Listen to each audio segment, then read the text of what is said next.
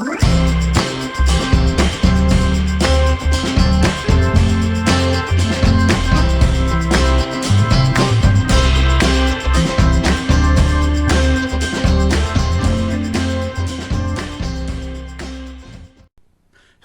and welcome to the Gamer's Closet. I'm your host, Douglas Weed, and today we're going to be talking about the Funky Phantom game. The Funky Phantom game is a game manufactured by Milton Bradley in 1971. It seats anywhere from 2 to 4 players, runs for about 20 minutes of game time, and is rated for ages 7 and up. But let's dig into it a little further, shall we?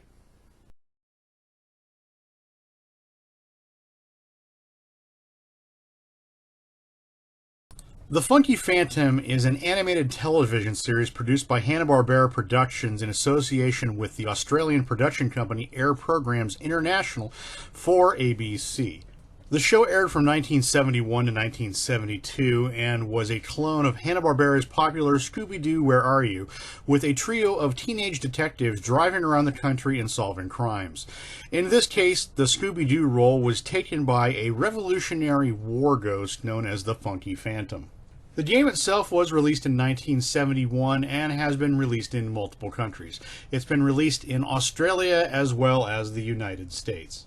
This game does come with multiple pieces. It comes with a game board, it comes with 1 die, comes with 4-player pawns in red, blue, yellow, and green, and comes with 36 numbered cards. The numbered cards consist of 8 Boo the Cat cards, 10 number 1s, 8 number 2s, 6 number 3s, and 4 number 4s.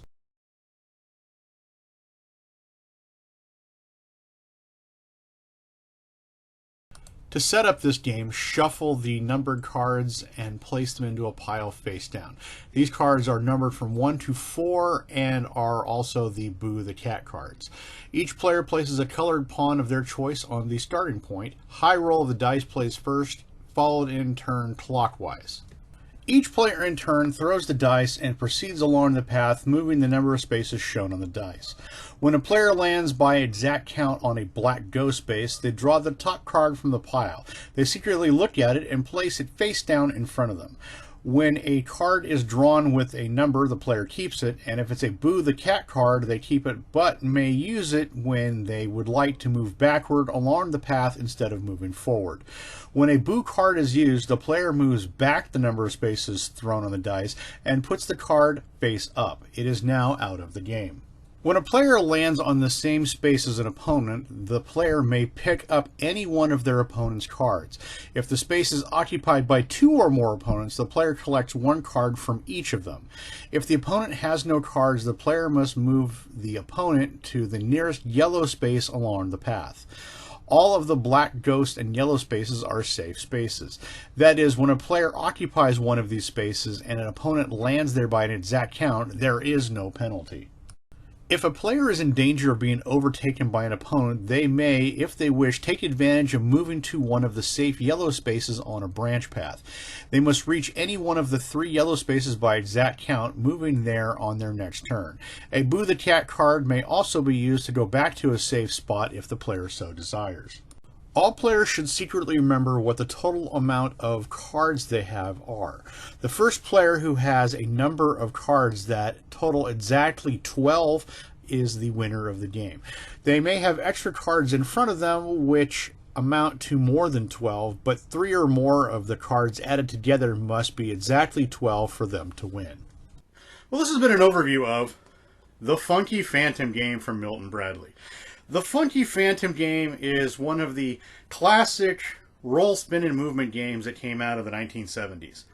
The game runs pretty consistently the same. It does look really nice. It has some very nice art to it.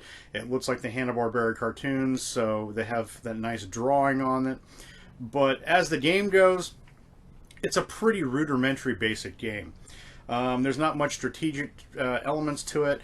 The only thing I have to say in strategic elements is you have the ability to use Boo the Cat, so you could go backwards. So it does add a little bit of variety over the standard roll, spin, and movement games like Tom and Jerry and things like that. But as a game goes, it's pretty basic. The game itself is rather tediously slow. You're consistently rolling around the board trying to land on the pirate spaces, trying to get one of the counters from the deck. There's a lot more boot counters than there are numbers, so it's a little harder to get the end game condition of actually making the number 12 in the game. It just sits there and grinds on and on and on. It's nice to look at, it really is, but as the game goes, it's not a great game. So the game itself goes online anywhere for about $20 to $30. As games go, I would say it has a little bit better element to it than, say, Tom and Jerry or some of the other roll, spin, and movement games that came out of the 70s and maybe the late 60s. So I will say it is a little bit of a better game than those games. Now, don't get me wrong, I would say play this game if you haven't played it before, because it's an interesting playthrough. But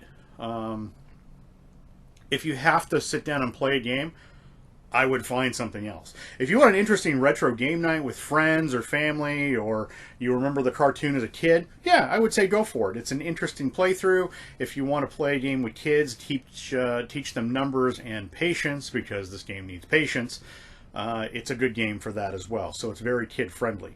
If you haven't played the Funky Phantom before, I would recommend giving it a playthrough. But if you do want a nice game for family night or something else, I would recommend picking a different game. But if you haven't played the Funky Phantom, I would honestly recommend playing this game. Well, that's it from us here at the Gamer's Closet. We'd like to thank you for checking out our video on the Funky Phantom from Milton Bradley. If there's a game in the future you'd like us to review or go over, please put it in the comments below. Please hit subscribe so that way you can be the first to check out our future content.